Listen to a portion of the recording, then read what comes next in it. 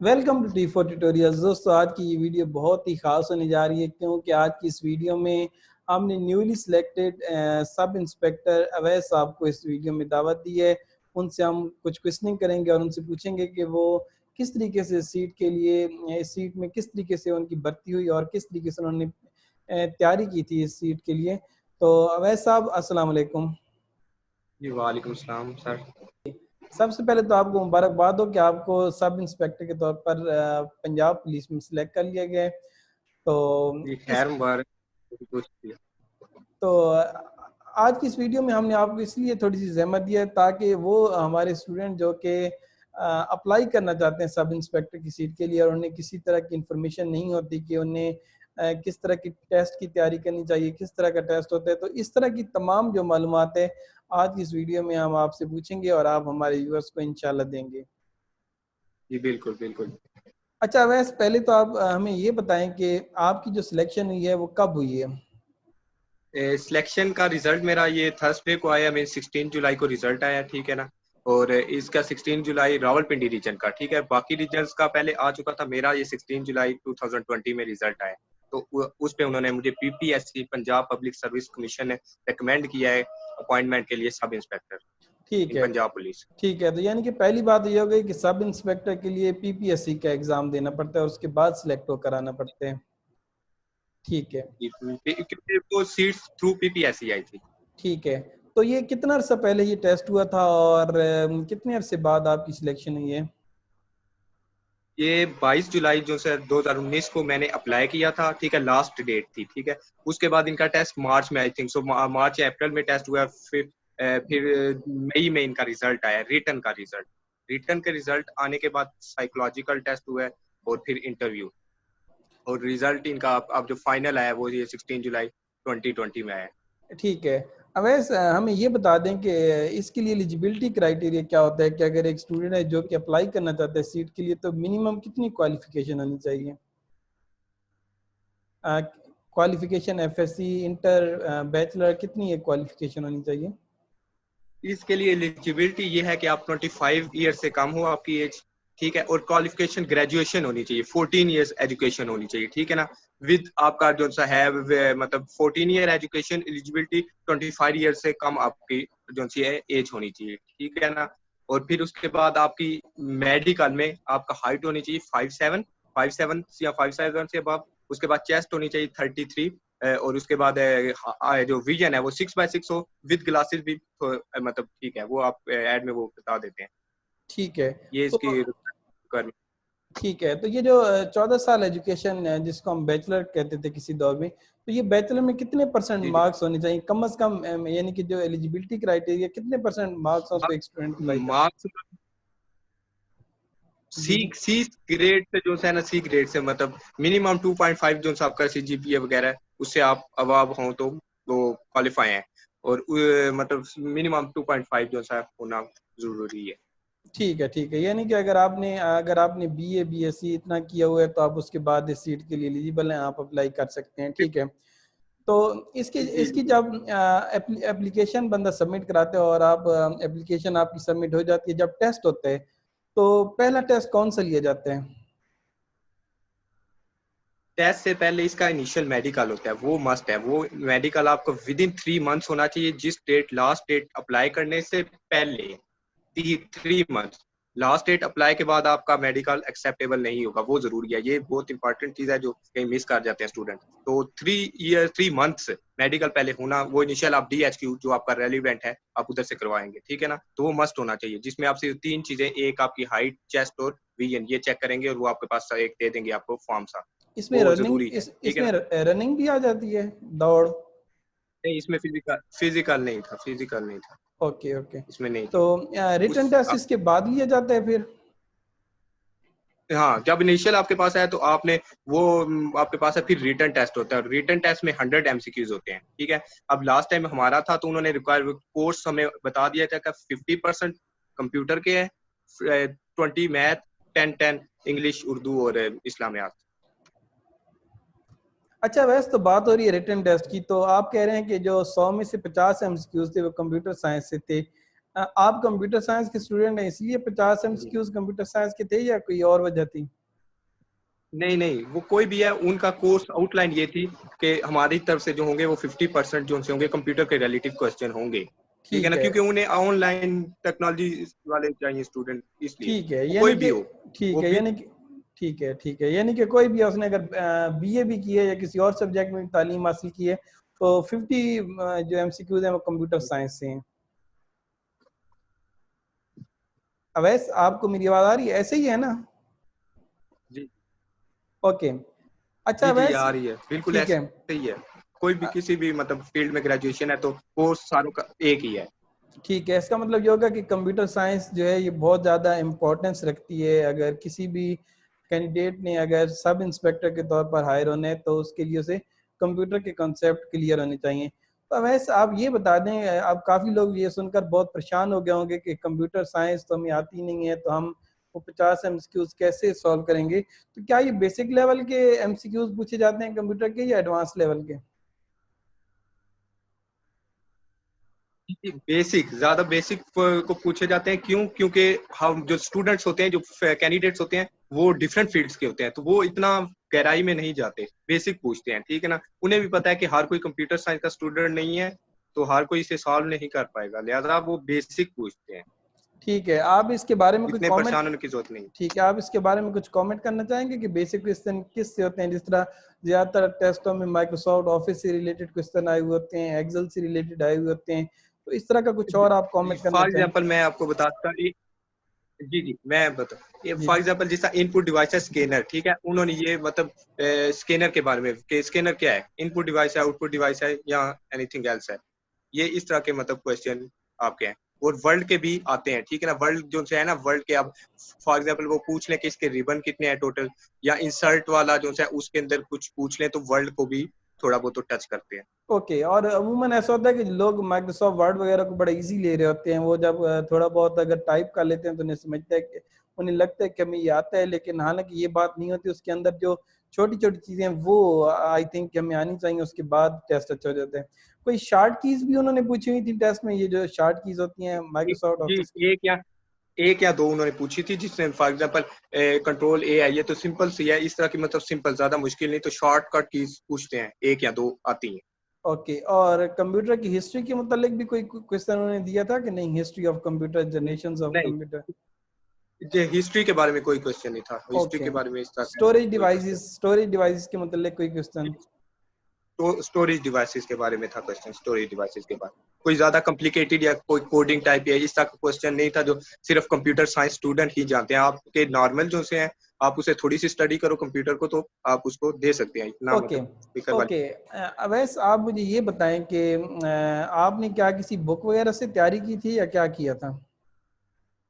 जी जी, मैंने बुक से तैयारी की थी, ये पीपीएससी की है बुक, ये नजर आपको आ रही होगी पीपीएससी की, ठीक है ना, पीपीएससी की बुक है। इसका इसके अंदर डिफरेंट पास पेपर्स हैं, ठीक है ना, सिर्फ सब इंस्पेक्टर के नहीं, बाकी भी डिपार्टमेंट के, for example food inspector, inspector corporative, और भी डिफरेंट डिपार्टमेंट्स के हैं, ठीक है, जेल सुप्रीडेंट, बहुत ज्यादा है। उसमें है पास पेपर। अब इस पास पेपर में उनके बाकायदा तो मैथ के क्वेश्चन है, कंप्यूटर है, इंग्लिश है, उर्दू, हर किस्म के है। तो इस तरह ये बुक आप ले लें, पीपीएससी मॉडर्न पेपर्स, ठीक है ना, एडवांस मॉडर्न पेपर्स, ये ले लें, तो आपको बहुत ज्यादा हेल्प होगी, आप रिटर्न क्लियर कर जाएंगे। अगर आपने इन पेपर्स को, इन पे आंसर भी लिखे हुए हैं उनके, तो आपने इनको फॉलो किया, तो इंशाल्लाह बहुत ज्यादा मतलब इससे हेल्प होगी। अवैस, इस बुक का पब्लिशर कौन है? जरा पब्लिशर पढ़कर बता दीजिएगा।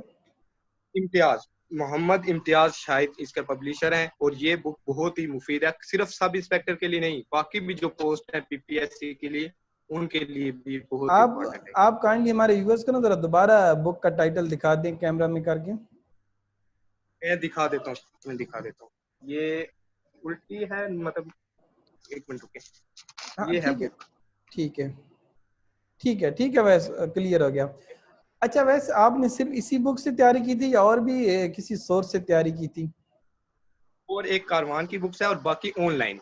फॉर एग्जांपल अब उन्होंने पूछा है इसमें कि मिनिस्टर, इंटीरियर मिनिस्टर कौन है, 19 मतलब 2016 या 17 के पास पेपर में इंटीरियर मिनिस्टर कोई और होगा, अभी कोई और है, तो लिहाजा आपने वो देखना है, अपने जेहन में रखना है कि अगर इंटीरियर मिनिस्टर इसमें कुछ ऐसा वो लिखा है जो 19 वो 16 का था, 2016 का, तो वो अब 16 का तो नहीं है, अब 1920 में हो रहा है कोई इंटीरियर मिनिस्टर, गवर्नर कोई हो रहा है, आपका सीएम कोई हो रहा है, तो लिहाजा आपने वो गूगल से सर्च करना है कि हाँ इस टाइम कौन सा है, आपको करंट अफेयर्स पे मतलब अबूर तो नहीं, पर आपको पता होने चाहिए। ओके, तो आपने अभी जो मार्क्स की डिस्ट्रीब्यूशन बताई थी उसमें आपने कंप्यूटर साइंस बताया था, पार्क स्ट्रीट जनरल नॉलेज बताई थी साथ। मैथ मैथ सेकंड नंबर पे मैथ थे ज्यादा जी, तो क्वेश्चन, उन जनरल सारी चीजों, नॉलेज के हैं, जीके के। ठीक है। मैथ, तो मैथ कितने लेवल तक आनी चाहिए, मैट्रिक, एफएससी, या कितने लेवल तक की आनी चाहिए? मैथ भी ये है कि फॉर एग्जांपल सीरीज है, अब वो कॉमन लॉजिक चेक करते हैं, ठीक है ना, जो कॉमन क्वेश्चन होते हैं 1 3 5 7, अभी लॉजिक बन रहा है ना कि और नंबर्स हैं, 7 के बाद आगे वो फिलिंग द ब्लैंक्स छोड़ के फिर 9 छोड़ देंगे, 11 12, अब वो कॉमन मतलब सिंपल लॉजिक जो से हैं उनको फॉलो करते हैं, सिंपल, इतना ये नहीं है कि आपसे कोई फैक्टोरियल वगैरह या कोई आपसे इंटीग्रेशन पूछ लेंगे, नहीं, सिंपल, और वो इसमें है, इस बुक में सारे हैं इस तरह के। तो आप स्टूडेंट्स को क्या रिकमेंड करेंगे कि वो मैट्रिक तक की मैथ रिवाइज करें या इन एफएससी तक की मैथ को रिवाइज करें इस टेस्ट के लिए? नहीं नहीं, एफएससी तक मैथ इस तरह रिवाइज नहीं करें क्योंकि वो इंटीग्रेशन या डिफरेंशियल इक्वेशन को फॉलो करें, वो ये करें कि उनका लॉजिक या उनको पता होना चाहिए कि आप फॉर एग्जांपल क्या कहते हैं, अगर उन्होंने कोई दो एक्स या वाई की वैल्यू दे दी, उन्हें पता होना चाहिए कि इसका फार्मूला या क्या है, हम इसको कैसे ये करेंगे, अगर अगर सीरीज है, सीरीज इंपॉर्टेंट है, जिस तरह मैंने अभी और नंबर की सीरीज बताई है, या इस तरह आ जाता है 1 5 9, अब 4 4 का डिफरेंस आ रहा है ना, तो ये थोड़ा बेसिक कॉमन सेंस इसमें यूज करना है, तो मैथ का कोई इस तरह ये नहीं है कि आप जरूरी उनके क्वेश्चन हल करें, वो इसमें जरूरत नहीं है। वैसे आप इस टेस्ट की तैयारी के लिए डेली कितना टाइम स्पेंड करते थे? इस टेस्ट की तैयारी के लिए तकरीबन 4 to 5 आवर्स, स्पेशली इसके जो पास्ट पेपर है उनको मैं इस तरह नहीं याद करता था कि बस रट्टा मार लिया, मैं अगर चेक करता था, अगर मुझे कुछ समझ नहीं है, फॉर एग्जांपल अब मुगलों की हिस्ट्री या कोई क्वेश्चन आ गया, ठीक है ना, कि मतलब क्या कहते हैं बादशाही मस्जिद किसने बनाई है, ठीक है, ताजमहल किसने बनाया, वो मैं सर्च किया, फिर मैंने देखा कि बाकी मुगल अम्पायर जो से हैं बादशाह, उन्होंने क्या बनाया है, ठीक है ना, तो उसको बकायदा थोड़ा सा मतलब रीड वगैरह करके, तो इस तरह तैयारी की है, इस तरह डायरेक्ट इसके याद कर लेने से ये भूल जाएंगे। तो ये जो आप 4 to 5 आवर्स की बात कर रहे हैं, ये आप डेली रेगुलर बेसिस पर देते थे या हफ्ते में कोई एक आध दिन छूट भी जाता था? एक आध दिन हो जाता था, मतलब हफ्ते में ऑलमोस्ट वीक में 5 to 6 डे एक आधे दिन मिस हो ही जाता था, आगे अगर मैं पीछे आपसे मतलब। अगर मैं आपसे पूछूं कि आपने कितने महीने तैयारी की है, तो आप क्या बताएंगे कितने महीने आपने तैयारी की है? ये सबसे पहले मैंने तैयारी की थी असिस्टेंट की पोस्ट के लिए, मैंने पीपीएससी में आई थी, उससे मैंने तैयारी शुरू की इसके लिए, तो फिर उसके बाद मैंने एक और एपीएस के लिए अप्लाई किया था, तो असिस्टेंट में मैं नहीं हो सका, मेरिट था ऑलमोस्ट 50, मेरे 40 समथिंग थे और फिर मेरा जो सा एपीएस है उसमें मेरिट 63 था, मेरे 57 मार्क्स थे, तो मैं तैयारी कर रहा था, 3 4 मंथ से तैयारी कर रहा था रेगुलर, तो फिर सब इंस्पेक्टर का आया, तो उसमें अल्लाह ने मतलब कामयाबी दी और मैं मेरे जो सा रिटर्न मेरा क्लियर हो गया। ठीक है, गुड। तो अब इसका मतलब ये है कि बेशक का लाजमी नहीं कि आप बहुत सालों से तैयारी करें, और बेशक थोड़े अरसे के लिए करें, लेकिन सही करके तैयारी करें, सही करके टाइम दें। आई थिंक कि शायद आप ये कहना चाह रहे हैं। ओके, अवैस क्या आपने जी किसी, बिल्कुल। ओके, तो इस टेस्ट के लिए क्या आपने किसी एकेडमी वगैरह से भी तैयारी की थी या बस खुद ही तैयारी की थी घर बैठकर? नहीं नहीं, इससे मैंने एकेडमी किसी से भी नहीं की, खुद कार से ही की। ठीक, क्योंकि बाद का स्टूडेंट बेचारे यही सोचते रहते हैं ना कि शायद वो एकेडमी नहीं जा पा रहे इसलिए सिलेक्ट नहीं हो रहे। तो इस वीडियो के तवस्सुल से मैं सबको यही कहना चाहूँगा कि एकेडमीज लाजमी नहीं होती, आप खुद घर बैठकर भी बहुत कुछ कर सकते हैं। अच्छा, वैसे इसमें आप ये बताएं कि जब आपका टेस्ट हो गया तो तकरीबन कितने अरसे के बाद आपको इंटरव्यू के लिए बुलाया गया?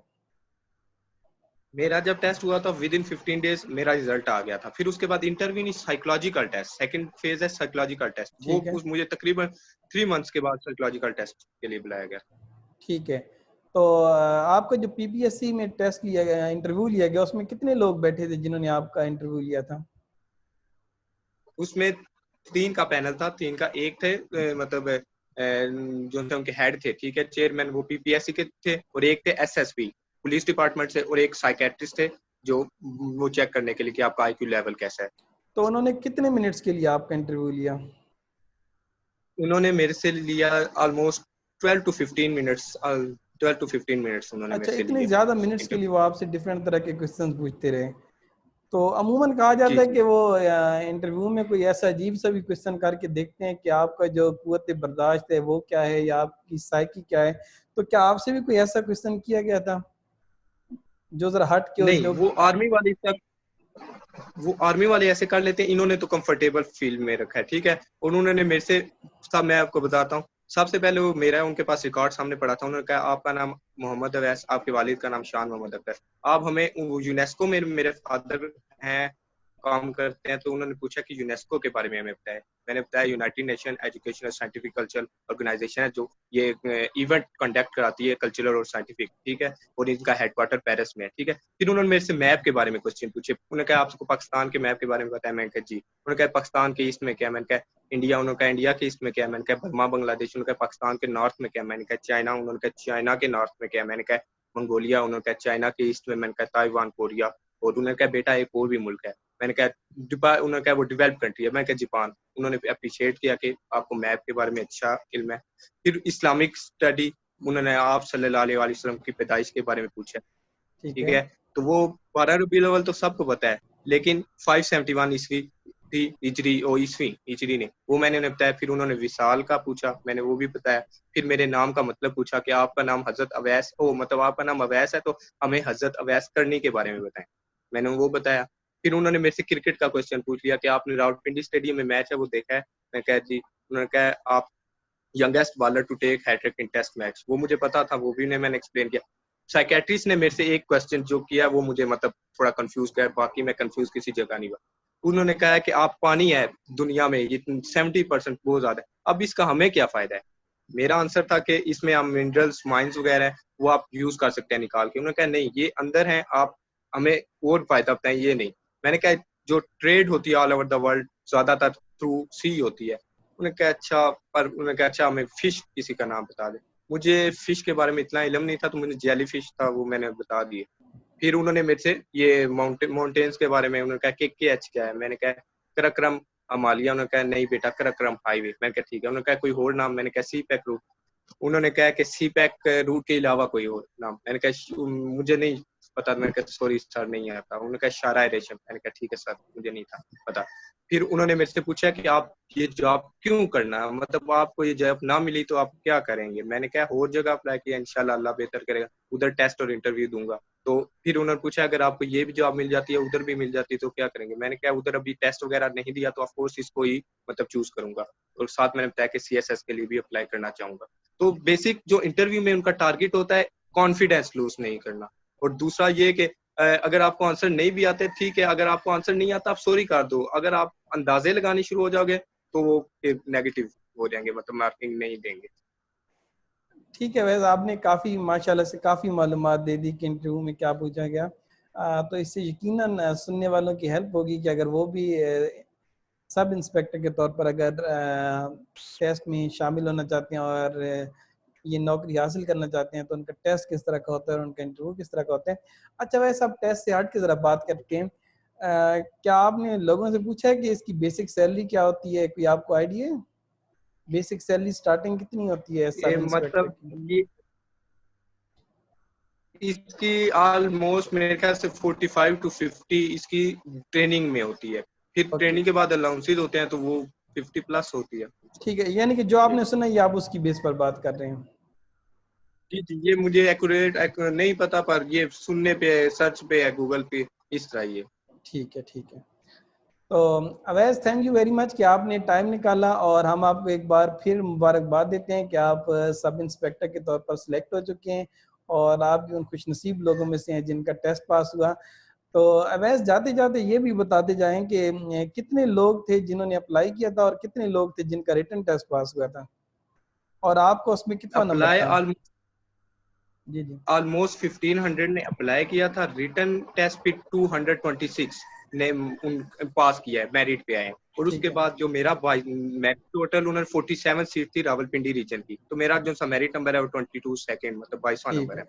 माशाल्लाह, यानी कि काफ़ी ऊपर थे आप। जी जी, मैं काफी ऊपर था। तो चलिए हमारे स्टूडेंट्स को कोई आप मैसेज देना चाहें, जाते जाते कोई मैसेज मैं देना चाहें? मैसेज जी, मैसेज यही है कि मतलब इसके प्रॉपर आप मतलब ये बुक वगैरह से आप मतलब तैयारी करेंगे तो सिर्फ आप सब इंस्पेक्टर के लिए नहीं, आप पीपीएससी की डिफरेंट जो से डिपार्टमेंट के जॉब्स हैं आप उसमें भी अप्लाई कर सकते हैं, ठीक है ना। और इसको रटा लगा के नहीं पढ़ें, इसको आप प्रॉपर, अगर आपको कोई समझ नहीं आती आप गूगल की हेल्प लें, आगे पीछे सर्च करें तो उसमें हो जाएगा। और मतलब ज्यादा ना भी पढ़े पर सही पढ़ें, ठीक है ना। तो इंशाल्लाह आप मतलब ये क्लियर कर देंगे। और इंटरव्यू के लिए ये टिप है कि आप उधर कॉन्फिडेंस लूज ना करें। आपको अगर नहीं आता आप उन्हें सॉरी कर दें, और आप ज्यादा गेस ना करने की कोशिश करें, ठीक है ना, अपने पास से। तो बाकी अल्लाह ताला दुआ वगैरह अवैस करें, इंशाल्लाह अल्लाह। अवैस जी ज़्यादातर इस टॉपिक पर बात की जाती है कि क्या ये किस्मत है या मेरी मेहनत है। तो आप क्या कहेंगे कि ये आपकी किस्मत थी कि आप सिलेक्ट हो गए या आपकी मेहनत थी? नहीं, मेहनत तो ऑफ कोर्स थी, क्योंकि ये जिस तरह के उन्होंने मेरे से इंटरव्यू में क्वेश्चन किए थे, ये किस्मत की बेस पे तो नहीं आ सकते थे। इसी तरह रिटर्न में जो क्वेश्चन आए थे, अब फॉर एग्जांपल मैप का आप किसी से भी पूछ रहे हैं तो कम ही आइडिया होगा, पाकिस्तान की ईस्ट का पता चल जाएगा, उसकी ईस्ट का नहीं पता चलेगा। तो बिल्कुल मेहनत तो की थी। बाकी माँ बाप की दुआओं का भी नतीजा, बहुत दुआएं की है मेरे लिए, तो इसलिए। हाँ, माँ बाप की दुआएं बहुत ज़रूरी होती हैं इस चीज़ में, क्योंकि माँ बाप की दुआएं जिस बंदे के साथ हो वो यकीनन इस दुनिया में कामयाब ही होते हैं। ये बिल्कुल बिल्कुल, ये बिल्कुल ये आप साथरा की वजह से भी है कि आपने मतलब इतने अच्छे तरीके से हमें पढ़ाया, और इस मतलब हम आज इस मुकाम तक पहुंच गया, मतलब टेस्ट क्लियर कर सके। ये आप सबकी भी मतलब बहुत बहुत शुक्रिया मैं आपका अदा करना चाहता हूँ, आपका भी और बाकी सारे टीचर्स का। ओके वैस, थैंक यू वेरी मच कि आपने हमारे लिए टाइम निकाला। और फिर जिंदगी रही तो फिर इंशाल्लाह फिर किसी टॉपिक की बात करने के लिए हम आपको ज़हमत देंगे। तो अभी के लिए thank you very much. Okay viewers, तो जी ये थे शुक्रिया। अवैस साहब अल्लाह हाफिज। जिनसे हम बात कर रहे थे। तो मैं उम्मीद करता हूँ कि आपको ये वीडियो पसंद आई होगी। अगर तो आपको ये वीडियो पसंद आई है तो चैनल को सब्सक्राइब करके बेल आइकन प्रेस कर दें, ताकि मजीद इस तरह की वीडियो जब भी अपलोड हो तो नोटिफिकेशन सबसे पहले आप तक पहुंचे। शुक्रिया।